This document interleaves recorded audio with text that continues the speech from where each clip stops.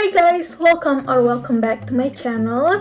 Jadi di video kali ini aku mau sharing informasi ke teman-teman semuanya tentang kuliah mandiri di Turki tanpa agen. Jadi sebelumnya itu aku udah buat videonya di 2 tahun yang lalu dan aku mau perbarui informasi-informasi yang ada sebelumnya. Mungkin banyak sekali informasi-informasi yang sebelumnya itu udah aku bilang tapi itu tuh berubah seiring berjalannya waktu. Jadi di video kali ini aku juga bakal kasih tahu ke teman-teman semuanya gimana sih caranya ke Turki tanpa agen. Jadi tonton terus sampai habis ya. Oke teman-teman semuanya. Jadi mungkin ada beberapa teman-teman di sini yang cari-cari informasi tentang kuliah di Turki dan udah apply beasiswa misalnya TDV atau Turkiye Bursları, udah teman-teman apply semuanya dan mungkin qadarullah teman-teman gak diterima. Dan jangan perkecil hati tentunya, mungkin ada jalan lain yang lebih baik buat teman-teman semuanya. Mungkin Allah bakalan ngasih rezeki melalui orang tua teman-teman supaya bisa menguliahkan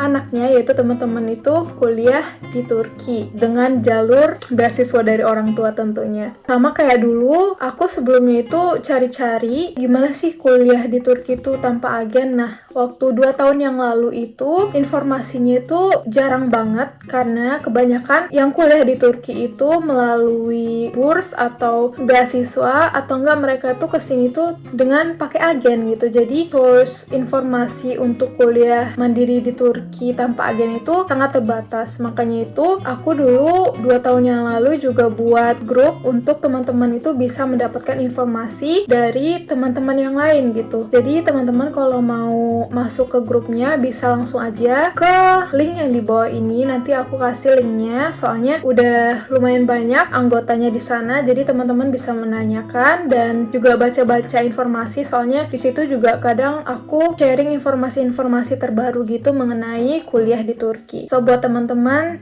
juga jangan lupa baca-baca di sana supaya nanti teman-teman bisa dapat informasi yang lebih banyak ketika teman-teman masuk ke dalam grup tersebut. Dan juga mungkin teman-teman bakalan bisa mendapat teman seperjuangan ketika nanti mau kuliah di Turki. So, hal yang pertama harus teman-teman lakukan ketika mau daftar kuliah di Turki itu yang pertama itu teman-teman harus buat paspor. Nah, paspor ini itu sangat wajib ketika teman-teman mau mengisi website kampus yang ada di Turki. Jadi ketika nanti teman-teman gak punya paspor, otomatis teman-teman gak bisa daftar gitu. Jadi walaupun teman-teman misalnya belum pernah ke luar negeri, itu tuh persiapin aja paspor sebelum. Itu tuh dulu waktu 2 tahun yang lalu itu sekitar 300 sampai 350-an, tapi mungkin sekarang udah beda ya harganya. Teman-teman juga bisa cari aja informasinya di internet berapa sih biaya untuk pembuatan paspor. Nah gitu. Jadi paspor ini sangat penting banget untuk daftar gitu. Nah yang kedua, teman-teman itu harus punya translate ijazah. Nah ini tuh bisa bahasa Inggris sama bahasa Turki, tapi kalau bisa aku saranin teman-teman itu translate langsung ke bahasa Turki. Soalnya ketika nanti teman-teman kesini terus buat dan klik atau penyetaran ijazah itu tuh bakalan diperluin itu yang bahasa Turki bukan bahasa Inggris gitu. Jadi kadang ada beberapa milih A-team itu tuh nggak menerima yang bahasa Inggris. Kadang mereka itu menerimanya itu translatean dari yang bahasa Indonesia langsung ke bahasa Turki, bukan bahasa Indonesia ke bahasa Inggris, dari bahasa Inggris ke bahasa Turki. Itu kan jadinya 2 kali kan guys kalau kita translate. Nah kadang beberapa milih A-team itu nggak nerima. Jadi teman-teman ambil jalan tengahnya aja. Ketika nanti teman-teman mau daftar dan klik itu tuh udah bisa gitu loh dan nggak bermasalah. Soalnya waktu itu aku pas daftar dan klik itu pembuatan dan klik itu tuh aku dari 2 tahun sebelumnya itu beberapa bulan yang lalu itu aku baru selesai dan kliknya karena permasalahan itu tadi. Jadi kalau teman-teman udah yakin banget pengen kuliah di Turki, jadi aku saranin teman-teman langsung aja translate dari bahasa Indonesia langsung aja ke bahasa Turki. Nah itu teman-teman mungkin bisa dapat informasinya nanti di grup yang udah aku buat di situ. Nanti kalau teman-teman mau bertanya silakan aja tanyain di sana juga nggak apa-apa. Yang dokumen ketiga itu transkrip nilai yang udah diterjemahin juga ke dalam bahasa Turki atau bahasa Inggris. Tapi kalau misalnya teman-teman misalnya punya bahasa Inggrisnya doang, ya udah nggak apa-apa. Itu tuh untuk daftar di websitenya dulu aja gitu. Tapi nanti ketika teman-teman nanti ke Turki itu ya udah nanti ditranslatein lagi aja gitu. Tapi untuk daftar ke websitenya itu tuh sebenarnya bisa juga pakai bahasa Inggris. Tapi aku aku saranin itu pakai bahasa Turki aja, jadi kayak nggak ngulang 2 kali gitu untuk translate-nya. Tapi emang biayanya itu biasanya itu lebih mahal daripada yang langsung ke bahasa Inggris, soalnya itu kan kayak bahasa Indonesia sama bahasa Turki itu kan terbatas ya yang bisa translate, jadi itu mungkin biayanya juga lebih mahal gitu. Tapi dibandingkan ketika teman-teman translate 2 kali, itu tuh bakalan lebih mahal gitu. Jadi aku saranin langsung aja translate ke bahasa Turki yang 2 dokumen tadi ini, ijazah sama transkrip nilai. Nah, perlu digarisbawahi lagi kalau misalnya transkrip nilai itu bukan nilai yang ada di belakang ijazah. Jadi teman-teman jangan salah paham kalau transkrip nilai itu biasanya itu banyak nilainya dari semester 1 sampai semester 6. Kalau aku kan dulu 4 tahun sekolahnya, jadi dari semester 1 sampai semester 8. Nah, itu nanti bukan yang di belakang ijazahnya. Soalnya kemarin aku juga terkendala di transkrip nilai tadi. Jadi aku tuh waktu itu nguploadnya itu yang di belakang ijazahku, sedangkan yang diminta milih ATM itu untuk pembuatan Denklik itu tuh enggak yang di belakang ijazah, tapi dari rekapan nilai dari semester 1 sampai semester 8. Nah, kalau misalnya sekolah teman-teman itu enggak menyediakan transkrip nilai tersebut, maka teman-teman emang harus buat sendiri kayak aku. Jadi dulu aku sebelum itu, pas sebelum buat Denklik, aku tuh kayak buat transkrip nilai gitu. Aku lihat contoh teman-temanku yang udah buat Denklik terus ada transkripannya, itu tuh aku lihat di situ sebagai contoh, terus aku masukin nilaiku dari semester 1 sampai semester 8. Nah, nanti rata-rata nilainya itu nanti dirata-ratain aja gitu. Dari semuanya itu nanti dibagi berapa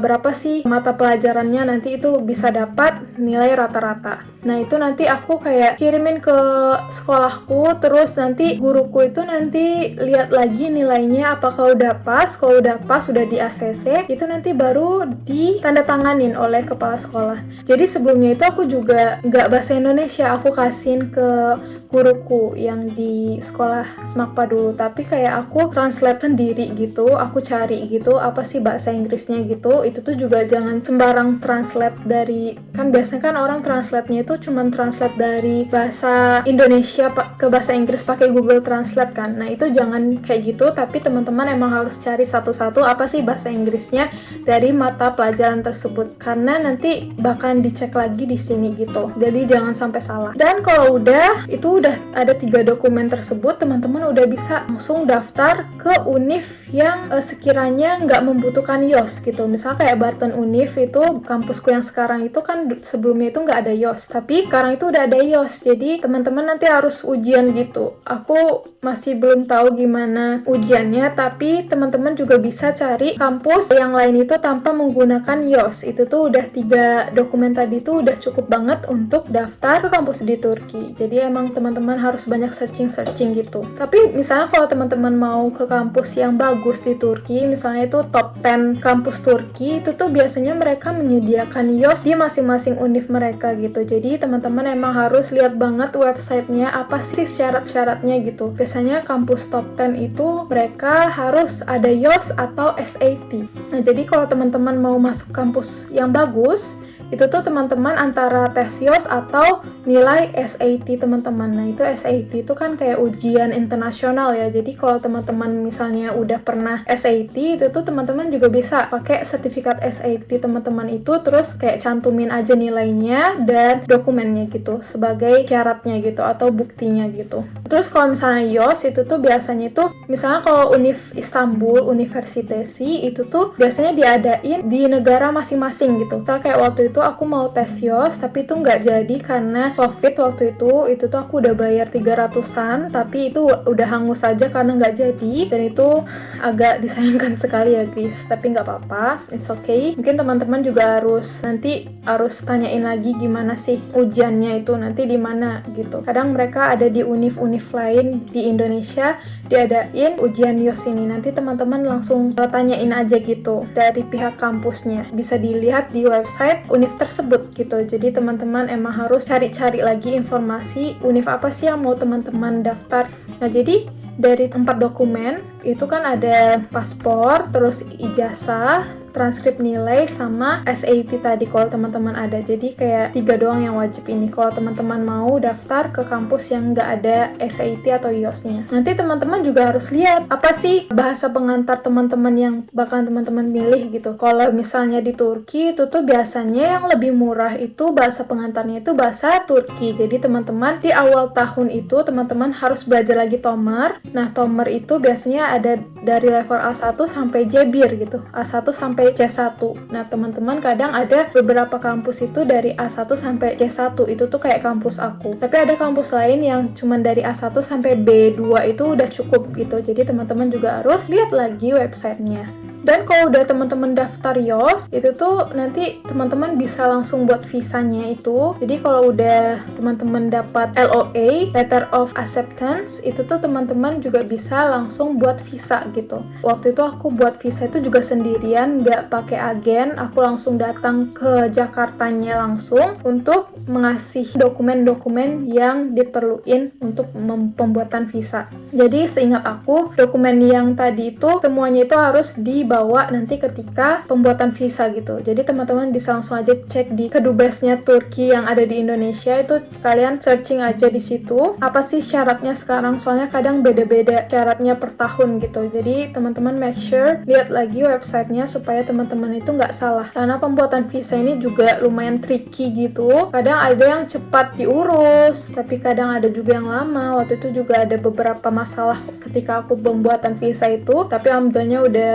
selesai. Terus udah deh, kalau teman-teman udah selesai buat visa, langsung aja ke Turki. Nanti ke Turkinya itu teman-teman juga ada beberapa dokumen, misalnya kayak ikamet itu kayak KTP yang ada di Turki. Itu teman-teman buat ikamet itu aku juga udah ada buat video 2 tahun lalu gimana cara buat ikamet. Terus ada juga Denklik atau penyetaran ijazah. Nah, itu nanti apa aja sih persyaratan buat Denklik itu teman-teman bisa lihat aja di video aku sebelumnya, itu scrolling aja. Terus udah buat Denklik, teman-teman juga harus daftar ulang kampus lagi. Terus kalau udah daftar Tomer waktu itu di Indonesia, teman-teman harus masuk Tomer. Terus nanti kalau udah lulus Jebir atau level C1, teman-teman sertifikatnya itu juga diperluin untuk daftar ulang kampus gitu. Tapi kalau misalnya teman-teman mau pindah kampus, itu kadang ada beberapa temanku yang misalnya tempat Tomernya itu berbeda, terus nanti kampus yang dipilih juga berbeda. Itu tuh nanti ketika mau masuk kampus yang lain, itu tuh teman-teman harus datar lilik gitu, kayak ujian penyetaraan gitu. Misalnya kalau teman-teman nanti udah dinyatain lulus misalnya di Jebir,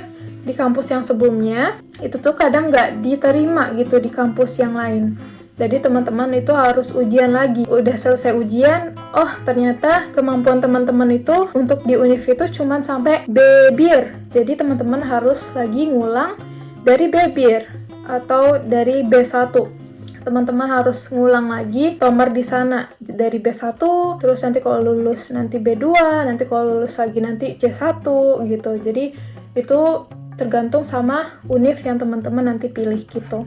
Terus nanti untuk kesini juga HP teman-teman bakalan dikapat. Jadi kebanyakan mahasiswa Indonesia di sini tuh beli HP yang second. Jadi teman-teman nanti punya 2 HP pergi kemana-mana gitu. Tapi setiap tahun kayaknya ada pergantian gitu. Nah, waktu itu HP ku udah kekapat, tapi nanti kebuka lagi pas tahun baru. Nah, itu tuh sampai sekarang alhamdulillah masih belum kekapat, tapi bentar lagi bakalan kekapat gitu. Jadi, teman-teman antara beli HP Turki di sini atau teman-teman beli HP second, atau pilihan ketiga teman-teman bayar gitu. Biasanya kalau bayar itu per tahun. Kalau nggak salah itu tuh nanti aku cari-cari lagi informasinya, tapi waktu itu temanku udah bayar per tahun, itu katanya nggak worth it. Jadi dia beli HP baru lagi gitu, beli HP second di Turki yang harganya itu nggak terlalu mahal, cuman untuk roaming wifi doang gitu. So itu aja di video kali ini. Mungkin nanti ada beberapa tambahan lagi, aku bakalan update lagi insyaallah. Jadi kalau teman-teman ada pertanyaan langsung aja komentar di bawah. Terus kalau ada mau tambahan informasi lagi, boleh banget tulis di komentar di bawah.